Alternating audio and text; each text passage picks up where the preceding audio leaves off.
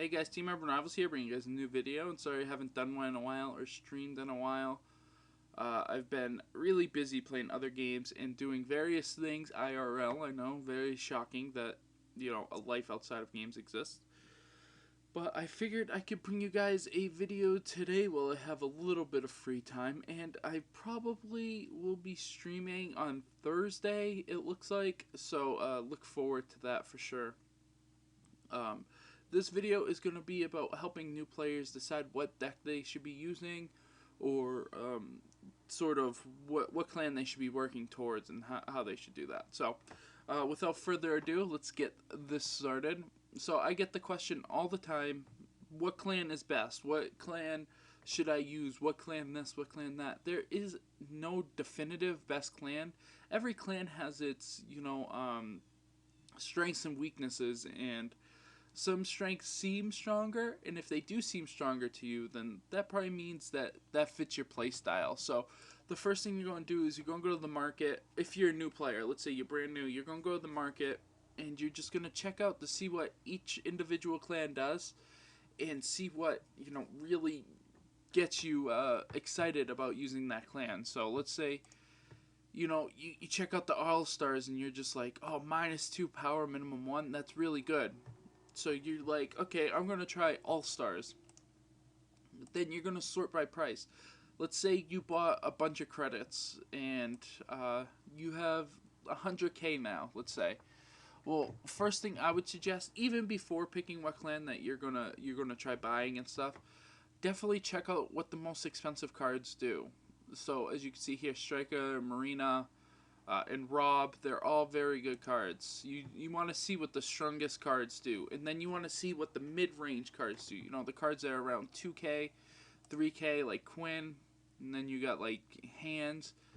You're gonna see Hands, you're gonna say 6-8. You know, Hands, really really good cards. So you're gonna check out those mid-range cards because those are the cards that you're gonna aim for first, and you want a clan that has really good mid-range cards. That way they can help you work up to those expensive cards.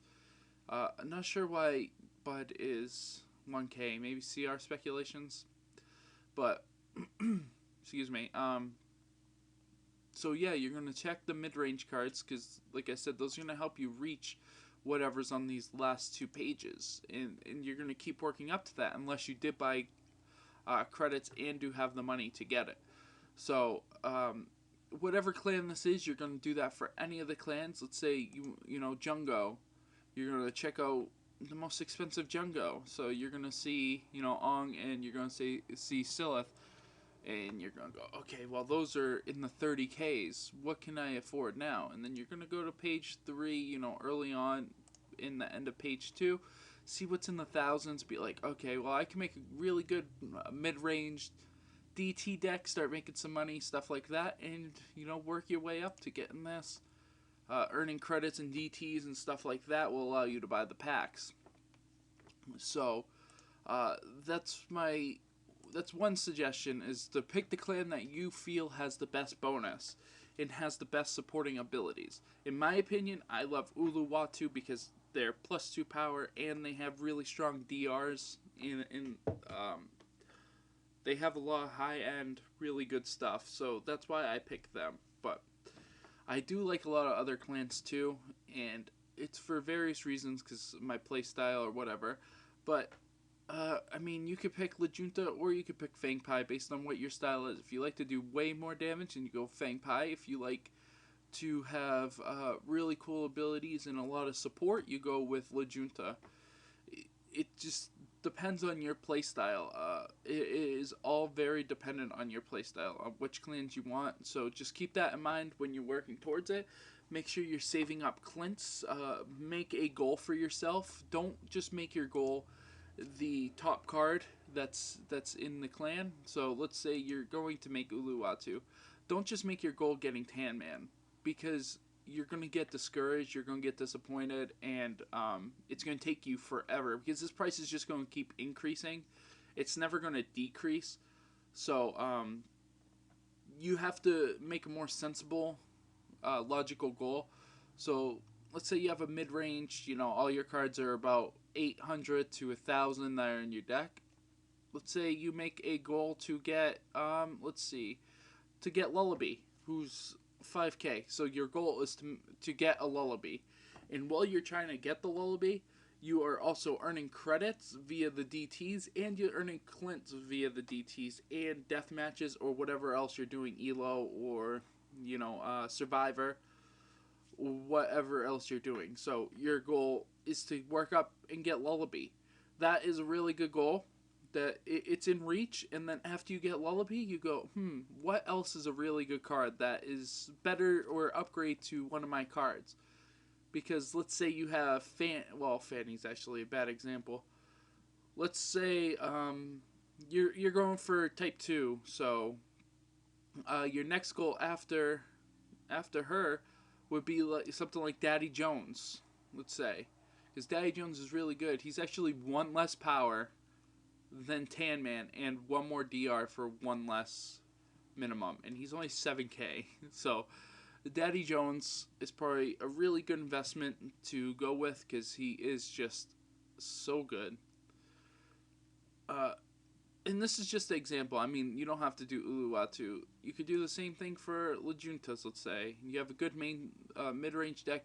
You don't want to just go for Emeth right out the gate because, he's 24K. You want to work up to that, especially if you're earning credits, because then you can open packs and put Lejunta as one of your things, and you have a chance of getting Emeth because he is an uncommon. So you have a really, really good chance of getting him because of mostly because of his rarity. But I mean, let's say you're gonna work up to Brian. I mean, he's only 5K, so you have a good mid-range deck. I mean, you're using Chiro, let's say. He's your best card in your deck, and then you're like have Sabia, and just Wire, whatever you have. And you just like, well, I really want Brian because his SOA is better than Wire's. He's really good, and you just work up to that 5K, 6K. And then, or you get her because she's probably the best card in the clan, but she's only a common, so you don't really have to get her here because there is another way to get cards, and that's going through the dual mode. You have a chance of actually getting her in the dual mode, so that's really cool. She's probably the most expensive common at this moment. I can actually check that because that would be a very interesting fact.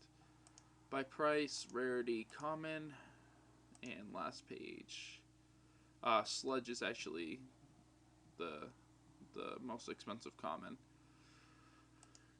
And Lost Hog is up there too because of all his CR speculation. I should actually pick one up because I'm kind of worried he might go CR too. So I'm going to pick up a Lost Hog here. Who is a one-hit kill, but he only has 5 power. So he's pretty weak. So yeah, just my tips are pick the clan that you want. Pick an affordable clan for you. Like Montana's is very affordable and very good when you're a lower level. Because a lot of their good cards are pretty cheap. I mean, she's only 800, 900, and she's a 7/7. So there's a lot of cards that you can get on early that are just fairly cheap, fairly inexpensive. 6/6 DR. Prince is a 500 now. He used to be over 2K. Spiaggi's under 1,000. He's only 200, and he's really good. He's a 6/6. So, well, that's if you're using Mono Clan. So yeah, you could start off with Montanas. That's what I did when I originally started playing. I started off with Montanas because they were cheap and they were really good.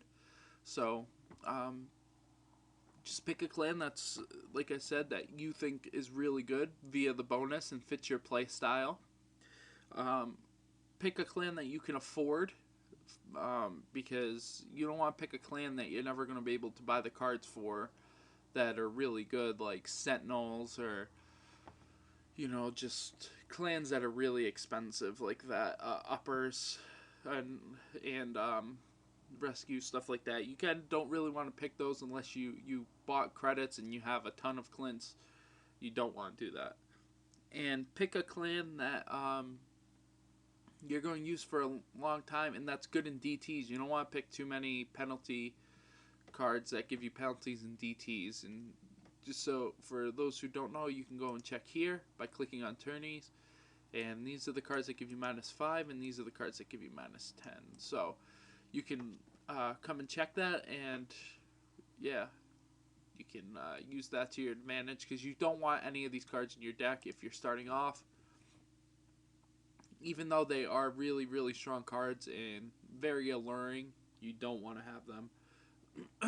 And lastly, just have fun. I mean, it doesn't matter what clan you're using. It doesn't matter how many times you win or lose, as long as you're having fun. Let's say you have a one-hit KO deck where your goal is just to get a one-hit KO every game. Don't be discouraged if you're not getting it. I mean, that's a fun deck to use, because when you do get the one-hit KO, it is absolutely hilarious, and people just rage out. Especially because a lot of people don't know one card that does give one-hit KOs in the La Junta now is Raven. A lot of people don't know that, and first turn you can actually go Raven and just Fury her, and most people don't even realize what's about to happen. So it's very funny. I was doing that on stream. Everybody's like, go for one-hit KOs with Raven. I was like, okay. She does 10 damage. It's pretty ridiculous.